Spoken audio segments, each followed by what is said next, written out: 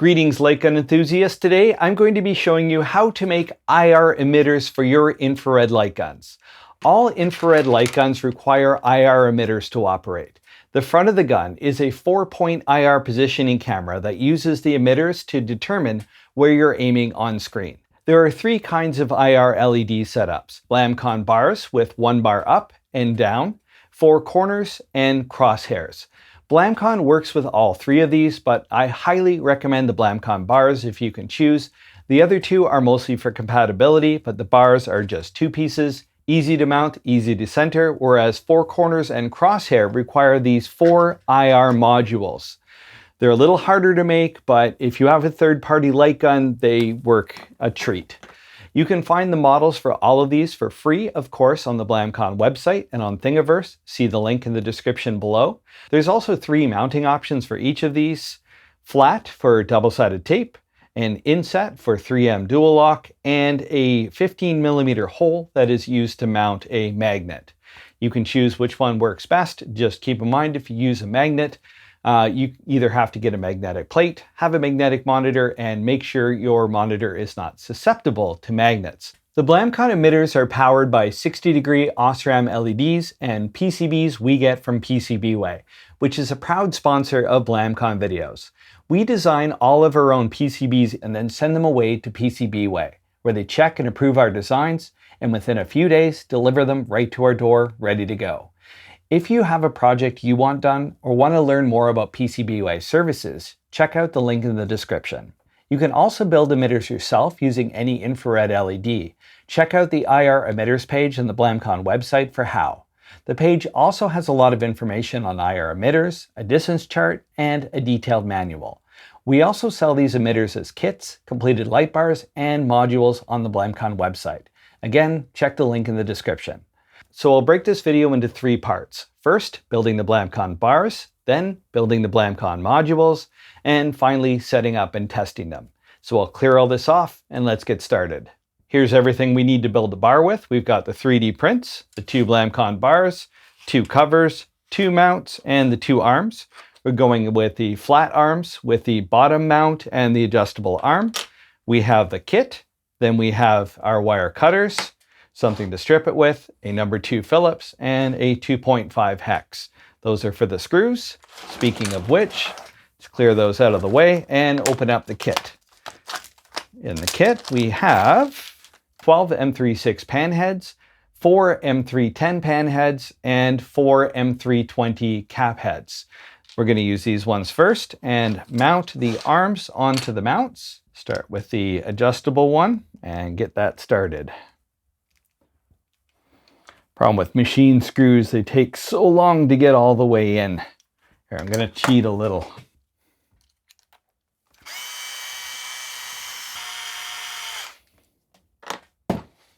Now for the flats.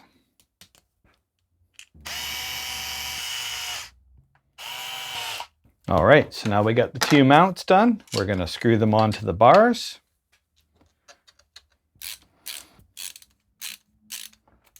There we go. And the other side. And the second one.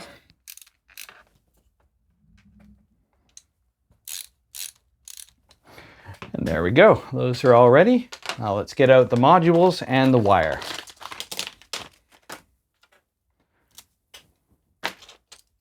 Pop the modules out of their case. Okay, don't need that.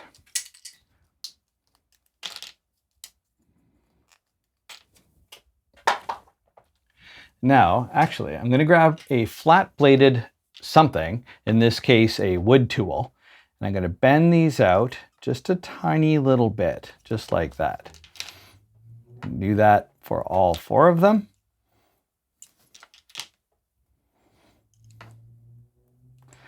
Bending them just at the base.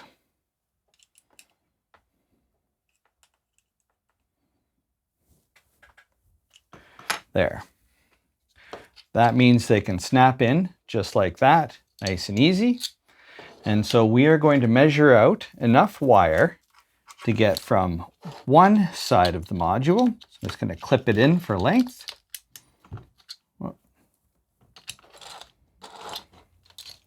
and go from one side to the other side. Just cut that off. I'm going to separate that a bit and then just strip a tiny amount. Do that on both sides. Then the other side. There. Now I'm going to measure out an identical wire and do that one more time for the other side. I can use the knife and just give it a little nick as well. That's another way to strip it. Just as easy. If you don't have a fancy wire stripper, you don't need one.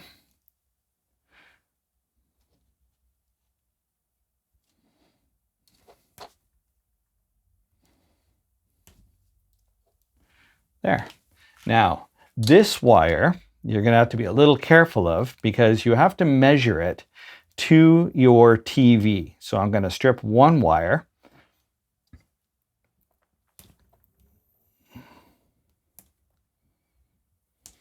There. So once you've done that, I'm going to use this monitor as an example. You're going to want to go down from one side to the middle, all the way down to the bottom. Measure for how far back your monitor is, and then measure over again and add a reasonable amount because you don't want to get it wrong. So we're going to cut it about there, strip it again, and there we go. So last thing before we head over to solder is we want to take the USB cable, go to the end here, then measure to past this point. You see I can't really push the USB cable through here. So we're going to go to past this point. Then I'm going to strip gently, not going through the USB wires. You can bend it out after and then pull that off. Boop. So now we're going to want to feed these wires through. We'd have to give them a bit of a twist or a flick. There we go. Get them out of there. And feed this USB wire through until it reaches the other side over here. Got plenty of space. Now we're going to take the longer wire we did before and feed it through over top of that. You have to give that a little push as well and do the same little flick to get it up the other side and run that to the other side. There. And now we're going to take the two modules, the two wires, and this, the other modules are already in, and head over and solder these up. So we want to set them in where the Prop 3D Blamcon is facing down on both sides. The square hole is negative and the circle is positive. You can flip it around and see it's written right on the modules as well. So let's take one of our wires, making sure that the striped one is negative, and set it in those holes.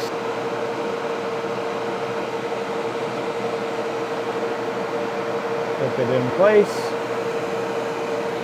Then same for the other side.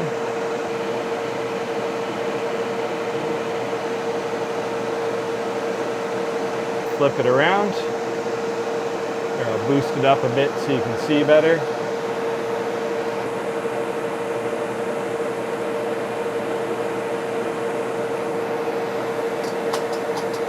Quick detach foot pedal, quick detached. There we go.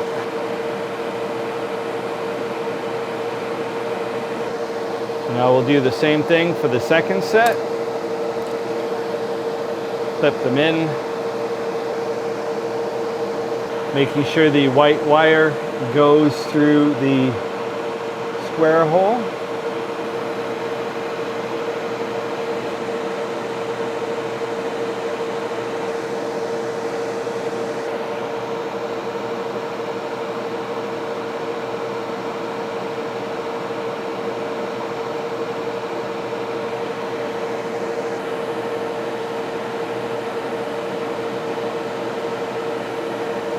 Go. So Now we've got those done. Let's grab our bars. So you want to solder again the striped wire into the negative. Be very careful of that.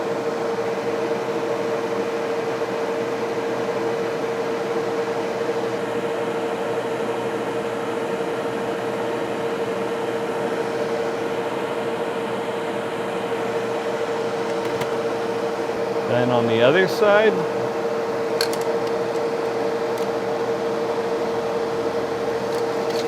flip it around again.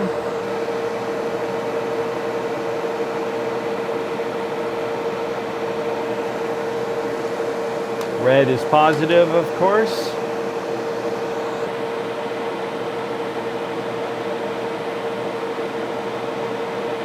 That is our first bar done. So let's just do this right now. Take the module, just stick it in there, put 3 LEDs through, just loosely for now. And the other one, well, we'll pull the wire through a little bit more, just in like that. Just hold it together for now. Look at that closer later. Second one, let's make sure it's not tangled in the USB wire. Stick it through here.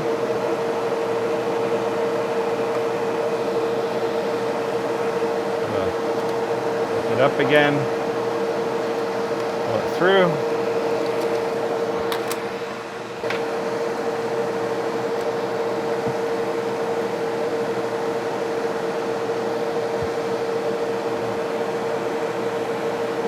So again, we want to be careful of that striped wire, which is on the bottom.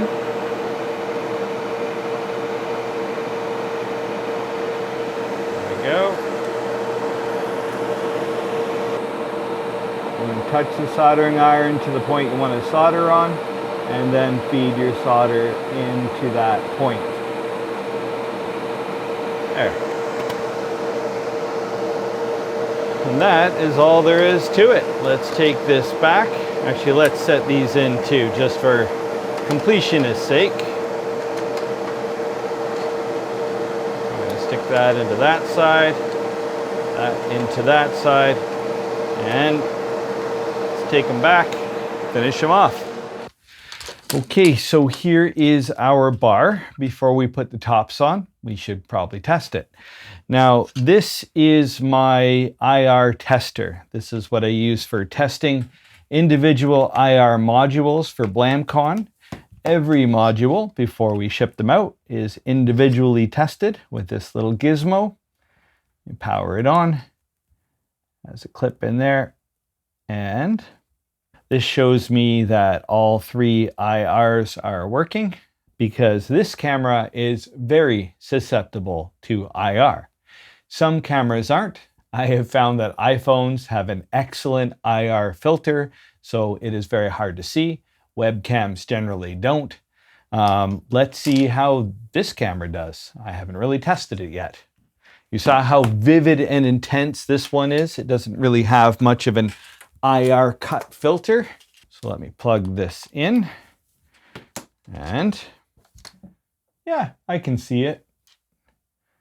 It's a pretty good IR cut filter, actually. See, off and on. So let's go test all 4. As you can see from the other one, they're pretty intense, but with a good IR cut filter, they are pretty hard to see. So all 4 work. We can now just stick the tops on. So I'm going to set that one in there, set that one in there. And now one thing I like to do is get something flat. They do snap in place quite securely. So I like to push from the back. That one side snapped in and the other side snapped in. They snap in flush. They hold it really tightly in the correct spot. So you may have to give it a bit of a twist. A nice solid snap. They are in place. Push the wire in flat. And then just screw the top on.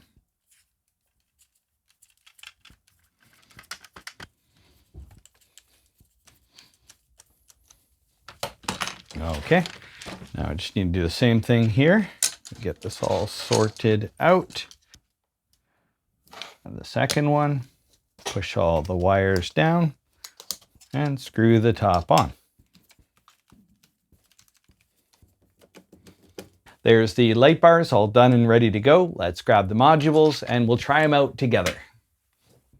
Time to do the modules. We have the 4 module prints, the 4 tops, the 4 mounts, and the 4 arms. Flat again for double-sided tape, and the kit, of which we are going to start again with the screws.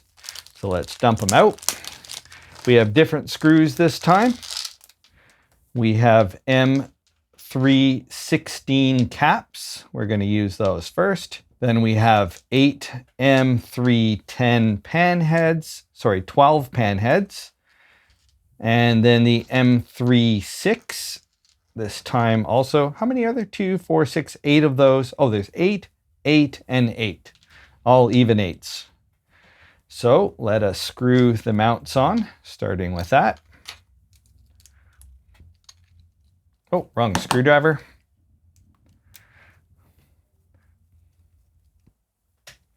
Again until they're flush. Give up and go with the electric screwdriver again.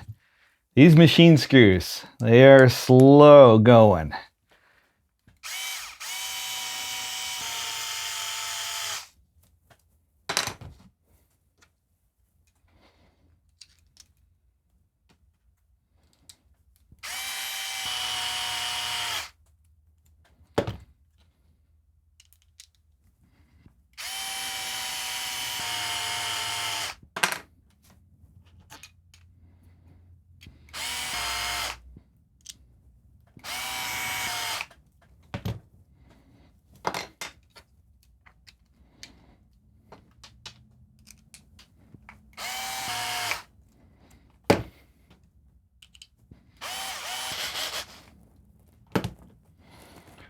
Okay, now I'm going to do the mounts on the back.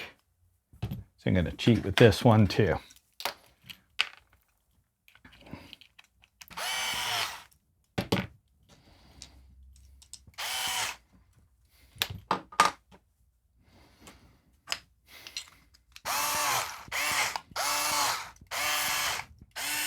And last but not least, all right, we've got our 4 modules here. Now let's open up the package. Gonna grab the emitters.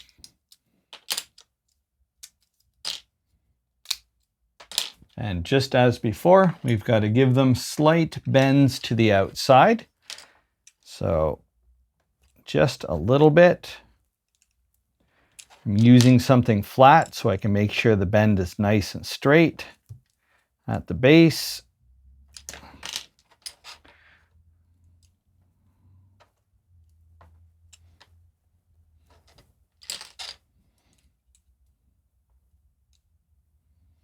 There we go. Now I'm going to grab my wire, the USB cable. I'm going to feed it through this hole. Just stick it through like that for now. And I'm going to grab my wire and I have to measure. Now, there's just a little bit where it goes inside. I'm going to have to add that onto each one. I'm going to have to pick like a key point where the USB comes from. And that is here for me. So I'm going to add about that much. Measure across. Doing 4 corners, by the way. I'm going to cut that. I'm going to cut a second one of the exact same length. And then I'm going to cut a third one that goes up from the side. It's actually going to be on this side, but I'm going to do from here for ease of use. There, always cut a little bit long. Get rid of the rest of that wire. And I'm going to strip all of these.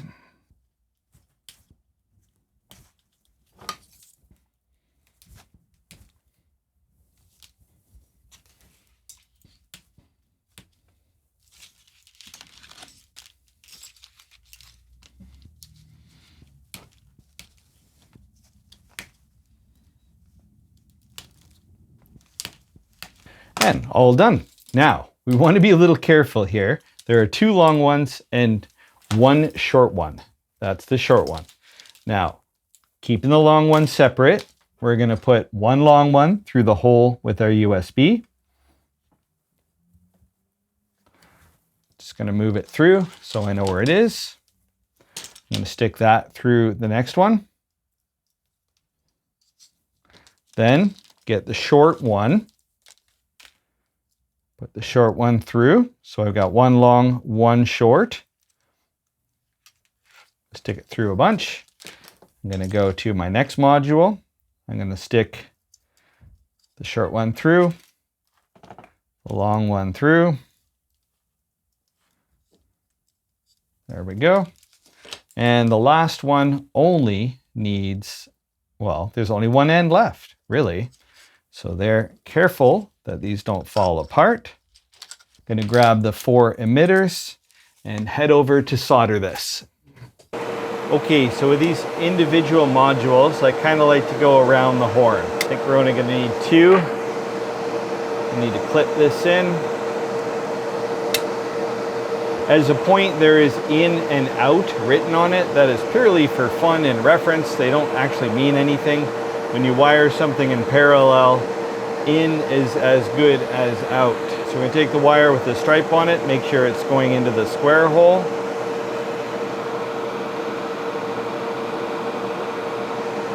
Turn that around.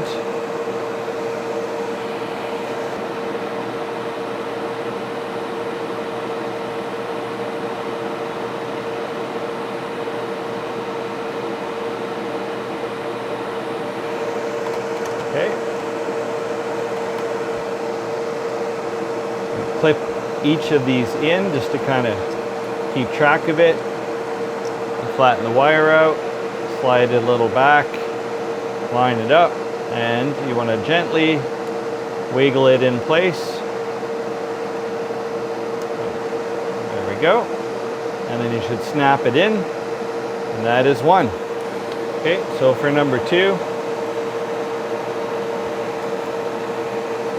so they should get 2 of these, 1 on each side.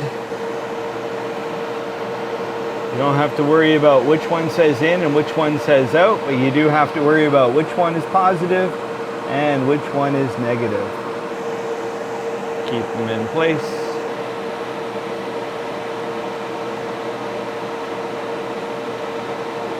Nice and easy.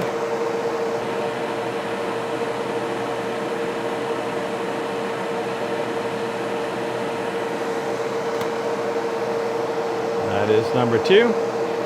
Lift and gently slide them in place.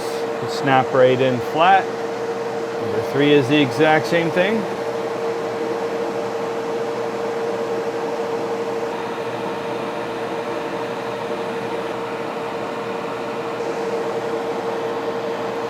Flatten it out and gently rocking it in place.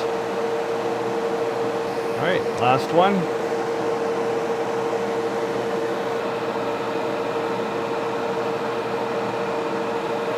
Perfect.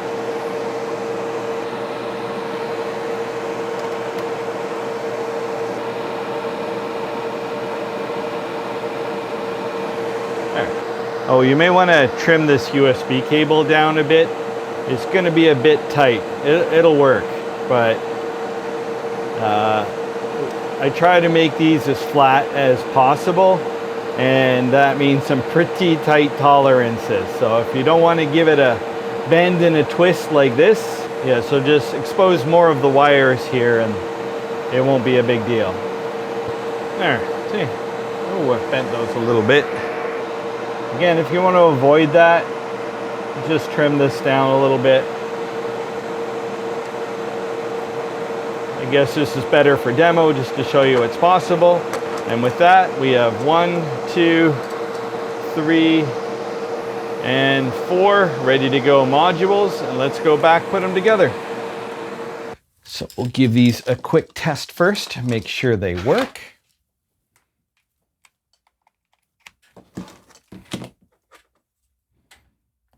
That one's purple, purple, purple, and purple.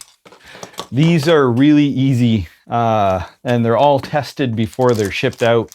So there shouldn't be any problems at all as long as you didn't reverse any wires. If you do have only one module working, or only two, or only three, at the point of the last working module, you got a wire flipped. If they all don't work, then just check the primary positive wire is the right way around. This is all really easy. I mean, as long as you're sending USB voltage, it'll work.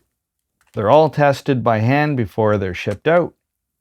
I mean, there's always the chance you may accidentally bridge a wire. That shouldn't damage a USB device. They are generally, I speak with many caveats, designed to shut off if they are shorted out. That being said, I would not plug this into my computer at first until it's tested. Who knows, if you have an older computer, how it'll react if you accidentally bridged a wire. It does happen. It happens to the best of us. There's no shame in it. But using a USB power bank or a cheap cell phone charger is by far the safest way to give these a whirl. Remember, it's only 5 volts. It's 2 amps. Or 2 watts, sorry. It's nothing. Half an amp at 5 volts. Yeah, you're not really playing with power here. And the last one. And we're done. Get that all out of the way. We have our Blamcon modules all ready to go, except for the double-sided tape. And the Blamcon bars also all ready to go, except for the double-sided tape. All we have to do now is test them out. Tell you what, well, this cat's finished cleaning itself. I'm going to switch these all with dual lock because I have dual lock set up at all points on this, and it'll be easier to test. Oh, I love you too, buddy. All right. Give me that hand back. All right, so here's how we're going to test it. I'm going to get out of Blamcon Shooting Gallery. And then open Blamcon ARC, our light gun configuration and testing program. Also free on Steam. So let's get into ARC and then get into Live View. Live View will actually show you what the camera sees. So we can see here, we have 4 LEDs registered strong. If you only see 2 or 1 or even 3 LEDs, they turn orange, like you can see. Green means it's level. Blue means it sees all 4, but it's at an angle. So there's nice 4 strong LED signals coming in. Light gun works. So let's go try the other configurations.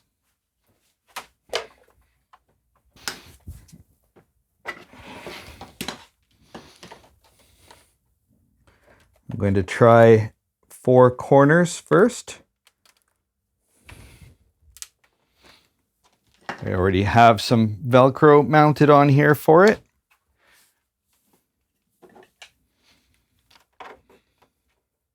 I actually find that dual lock interfaces with 3M command strips really well.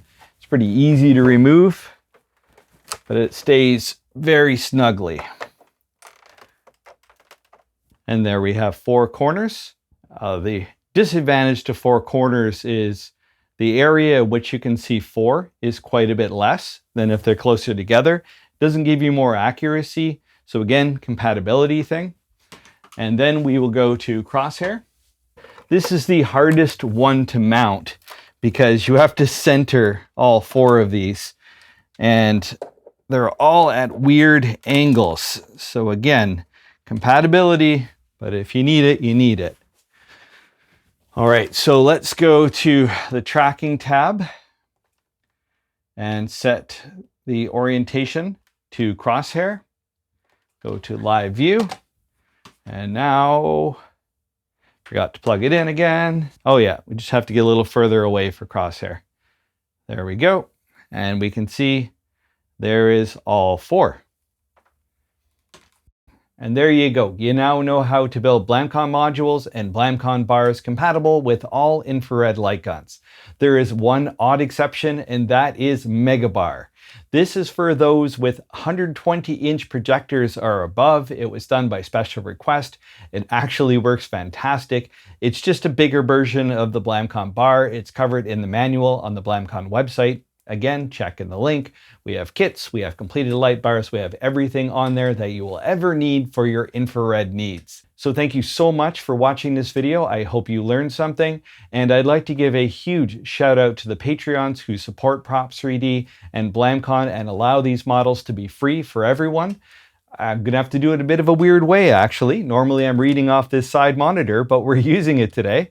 So I'm gonna go over to the Blamcon website and just read them off as you see them here.